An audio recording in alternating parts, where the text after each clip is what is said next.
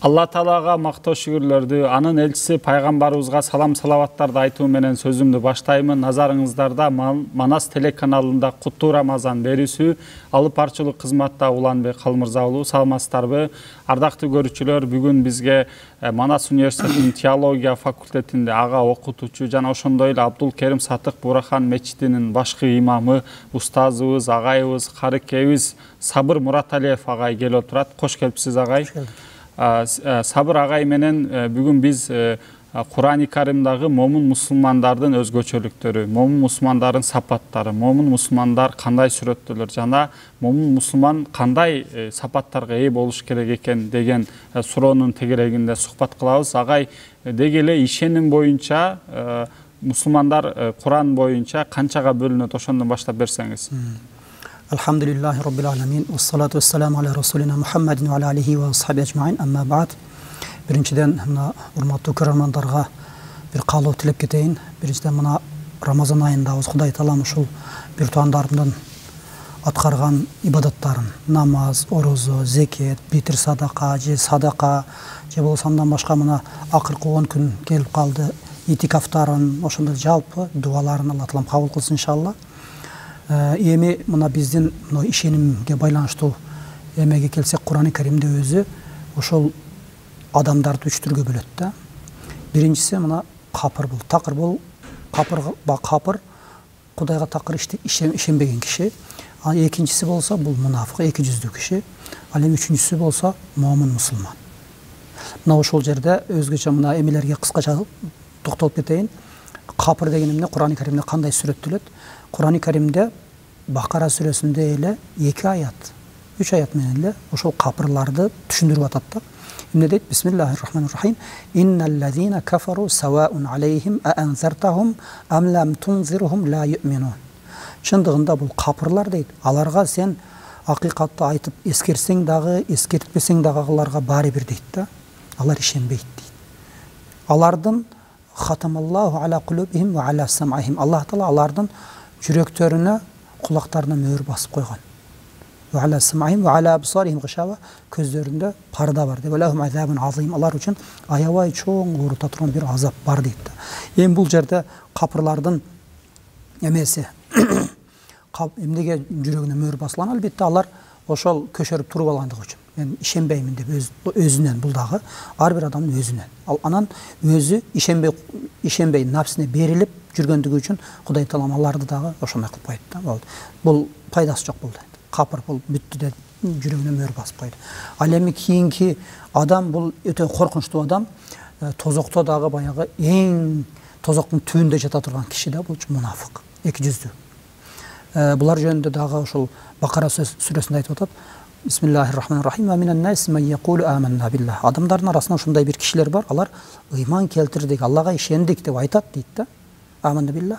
Ve bil yevmil ahir. Ahiretке ишендик дейт. Ve ma hum bi'minin. Бирок алар ишенбейт дейт да. Yukhadi'un Allah ve khadi'uhum. Алар Алла Тааланы алдайт. Ошондой ыйман келтиргендерди алдайт дейт. Бирок ve ma yakhda'una illa anfusahum ve ma yash'urun. Алар өздөрүн алдаганын сезишпейт дейт. Алар Алла Тааланы ыйман келтиргендерди алдаган жок.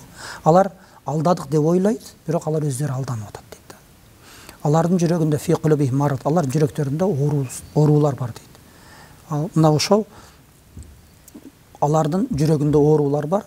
Аларга бир жерде мындай кылба, андай кылба деп айта турган болсоң дагы, ва иза кила лахум ла туфсиду фил арди, жерде бузукчулук кылба, адамдардын арасына фитна салба, бирөөлөрдү уруштурба, бузукчулук кылба деп айтсаң, жок дейт. Ve izâ qîle lehum lâ tufsidu fil ard qâlû innamâ nahnu muslihûn. Алар biz buzуп аткан жокпуз, biz огондоп атабыз деп ушинтип бөлүк салат да адамдардын ортосуна. Эми мунафыктар ошондой. Ал эми негизги маселе ошол момун мусулмандарды дагы Кур'ан-ы Каримде ошол эле Бакара сүрөсүндө айтып атат. Бул жерде Бакара сүрөсүндө таквалар деп айтып атат да. Мындай Алла Тааланын буйругун аткарып күнөөлөрдөн алыс жүргөн кишилерде таква деп айтылат. Мисал, ошол Бакара сүрөсүндө айтып атат. Бисмиллахиррахманиррахим. Алиф лам мим. Бул алиф лам мим харуф мукатта. Буну албетте Аллах Таала пайгамбарыбызга билет. Экөөнүн ортосундагы шифр. Ал эми кийинки аятта айтып атат. Заликал китабу ла райба фихи деп Кур'ан-ы Каримге өзгөчө басым жасап атат. Бул Кур'анда шек күмөн жок. Бул худал лил муттакин дейт. Такваларга, момун мусулмандарга хидаят бир туура жол деп атат да, мына ушундай. Демек биз ишеним боюнча адамдарды үч түргө бөлүп карайбыз. Биринчиден бул Алла Тааланын бар экендигине, акырет күнүнө, анын пайгамбарларына жана пайгамбарыбызга ишенген адамды момун мусулман. Ал эми Алла Тааланын бар экендигине ишенбей, ага шерик кошуп, аны танган, аны көрбөгөн адамга капыр.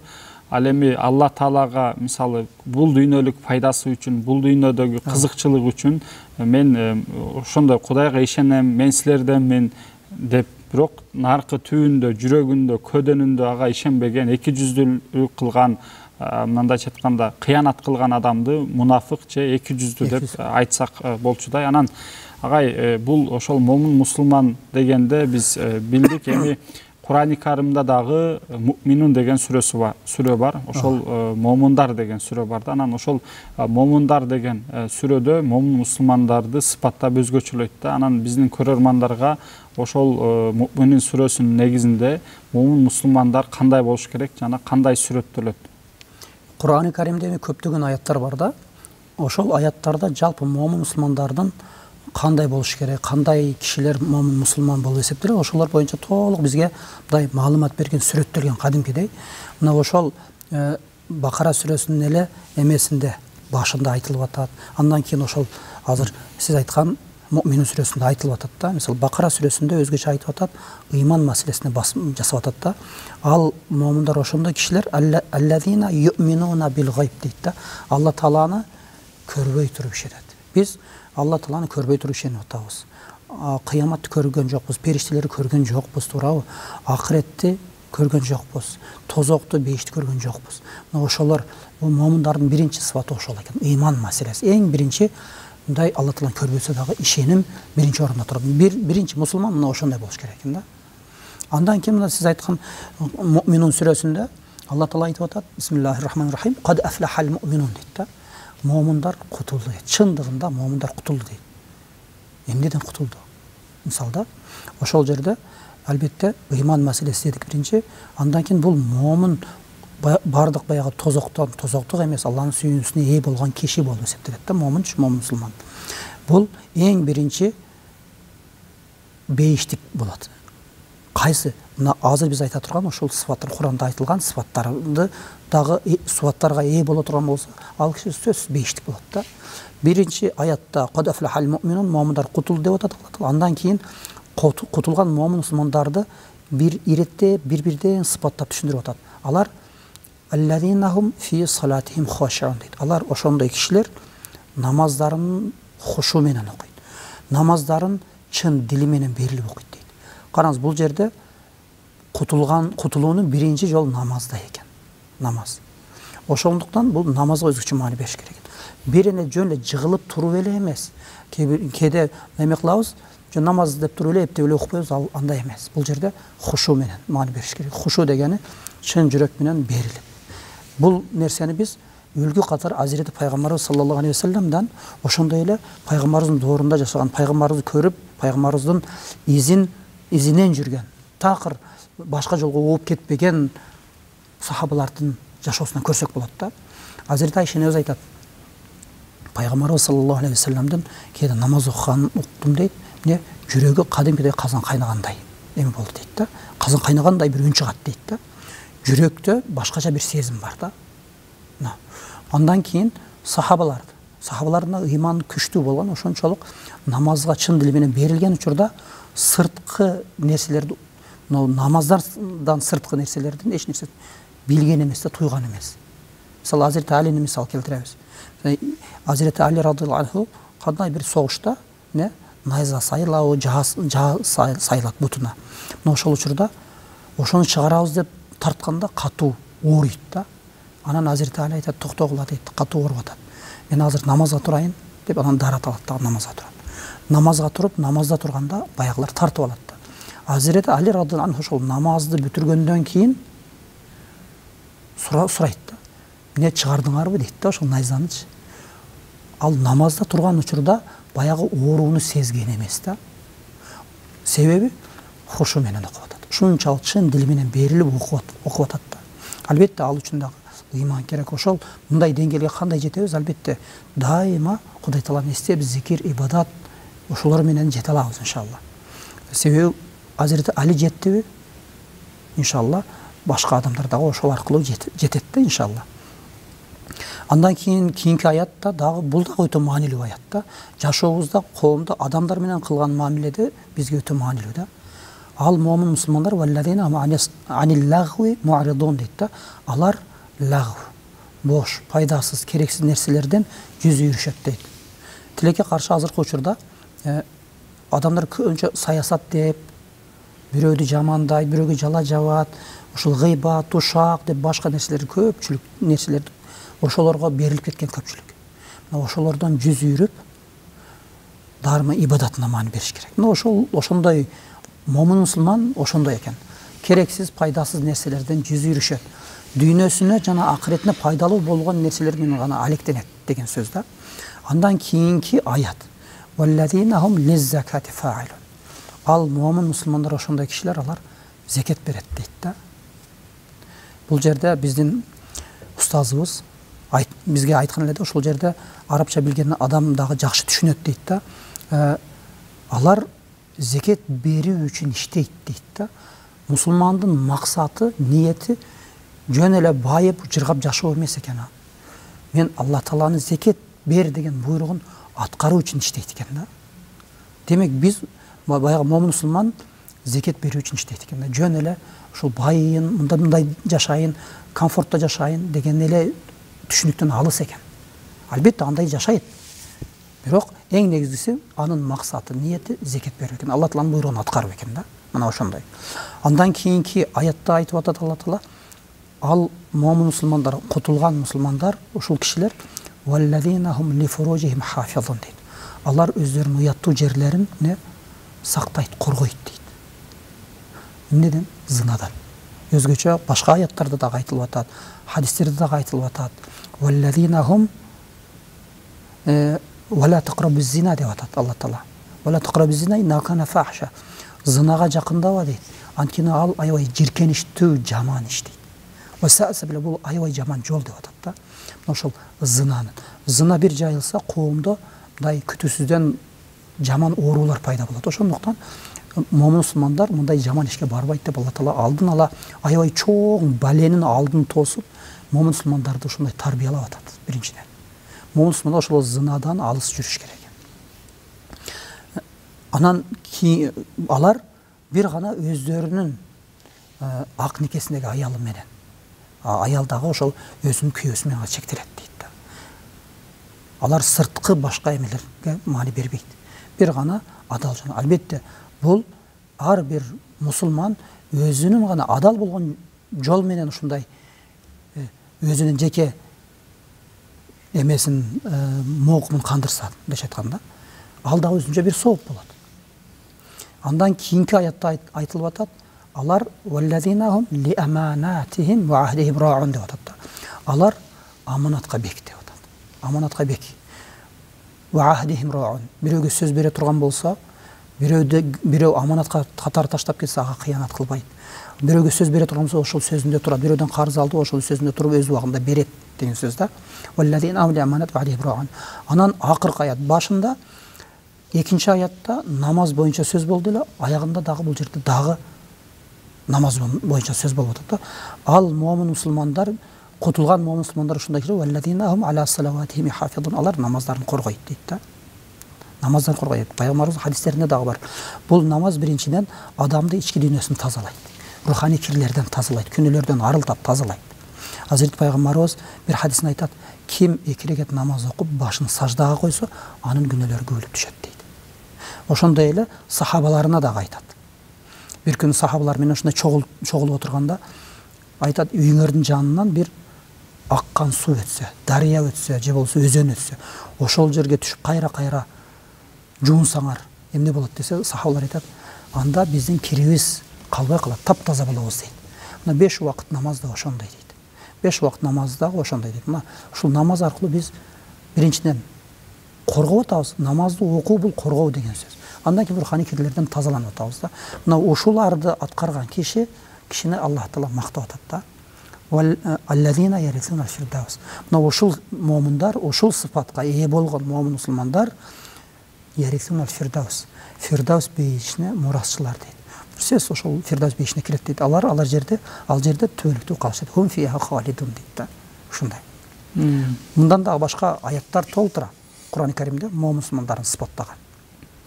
Бул ошол Мүмин сүрөсүндөгү өзгөчөлүктөгү баягы араб тилинде балагат илими бар эмеспи? Ошо балагат илиминде сүйлөмдөр экиге бөлүнөт го, ихбари жана иншаи деп.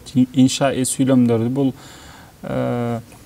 буйрук, тыюуларды айтылат да. Мисалы буну кылгыла, кылбагыла деп бирөөгө айтасың. Ал эми ихбари сүйлөмдөрдө жөн эле айтып коет. Мисалы момун мусулман ал аманатка кыянат кылбайт, абийирин сактайт, намаздарын хушу хузу менен окуйт деп эле айтып коюп атат. Бул ихбари сүйлөм. Бул ихбари сүйлөмдүн иншаи сүйлөмгө караганда ошол араб тилин түшүнгөндөр үчүн же билгендер үчүн бунун таасири, берип аткан мааниси өтө өзгөчө да. Анан биздин ошол эле Кур'ан-ы Карим китебибиз дагы мужиза болгон китебибиз. Ошол араб тилинин кызыл тил же болбосо көркөм тилинин дагы бир өзгөчөлүгүн, фасахат балагат боюнча да бир мужиза өзгөчө эмес. Анын сыртында бул жердеги Мүмин сүрөсүндөгү момун мусулмандарды сыпаттоосу дагы бир түшүнгөнгө башкача бир услуп менен берет да.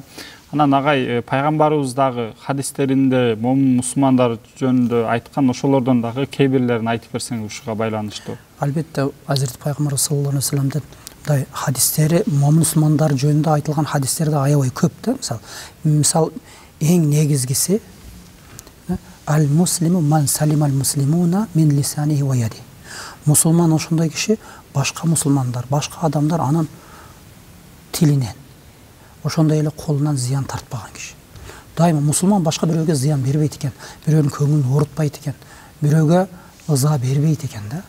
Ошол эле учурда бирөөдү урбайт, жөндөн жөн эле адилетсиздик кылбайт деген сөз да.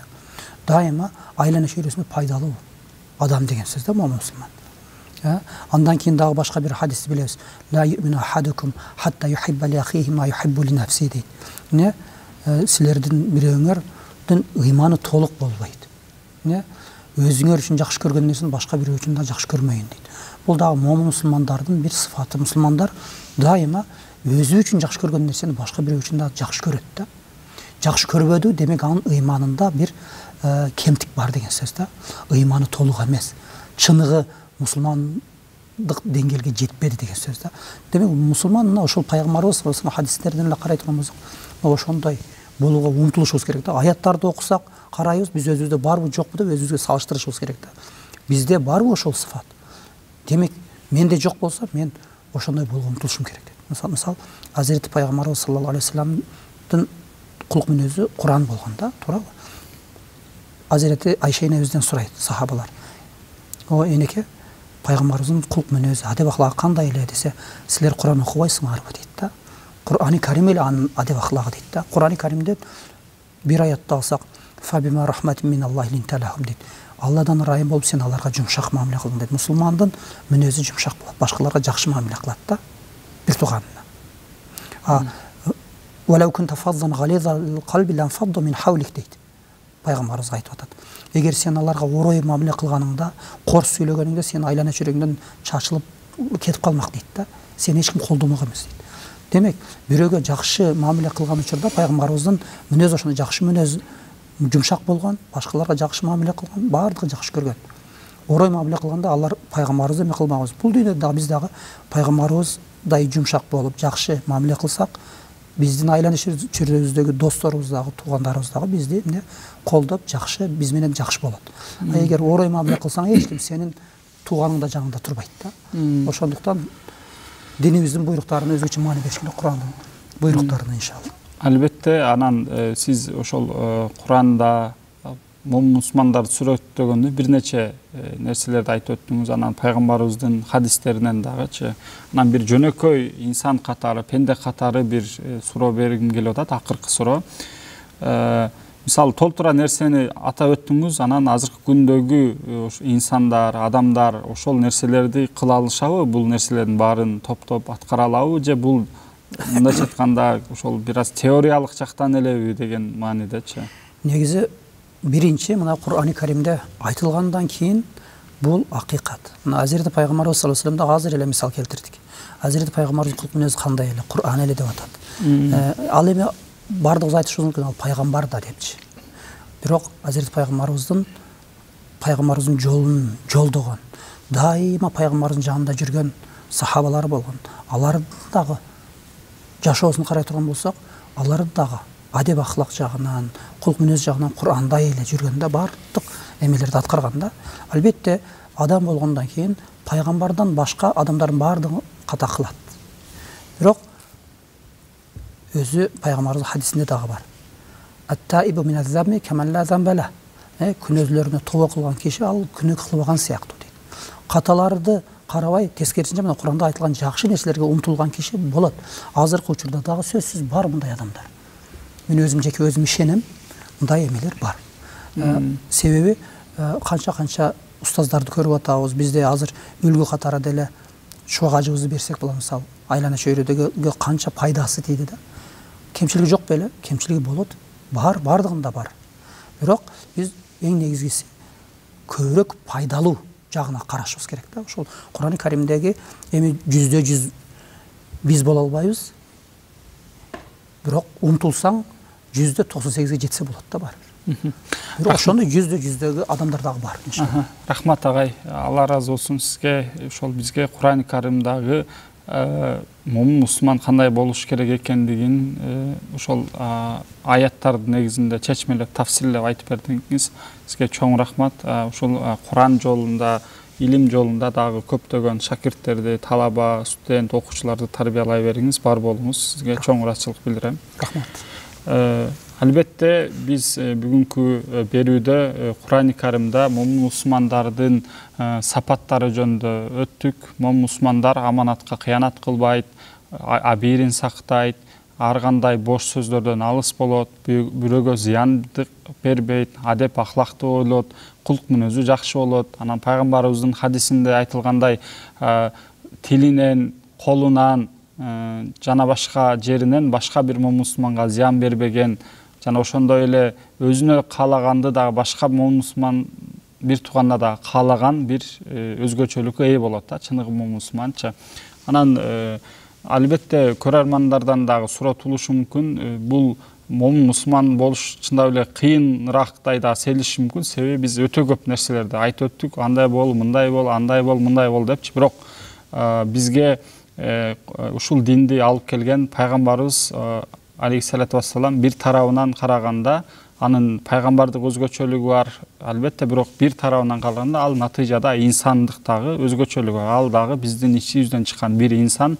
Ал өзүнүн жашоосунда ушул сапаттардын бардыгын топтоп жашоосунда жашап өттү. Анын замандаштары сахабалар дагы жашады. Андан кийинки ошол сүннатуллах деген нерсе азыркы күнгө чейин жашап келе жатат.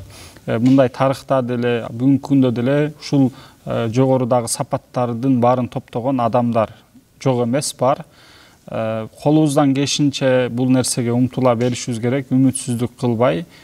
Ушул нерселерди аткарсак, бул дүйнөдө дагы тынч, бейпил, бакытта жашайбыз. Анан өлгөндөн кийинки акырет жашообузда дагы бунун сөзсүз мындайча айтканда пайдасы болот, жана эки дүйнө бактылуулугуна жетүүгө эң негизги себеп болот деген ойдомун. Ушуну менен Куттуу Рамазан берүүсү аягына келип жетти. Эмки берүүлөрдөн көрүшкөнчө сак саламатта туруңуздар.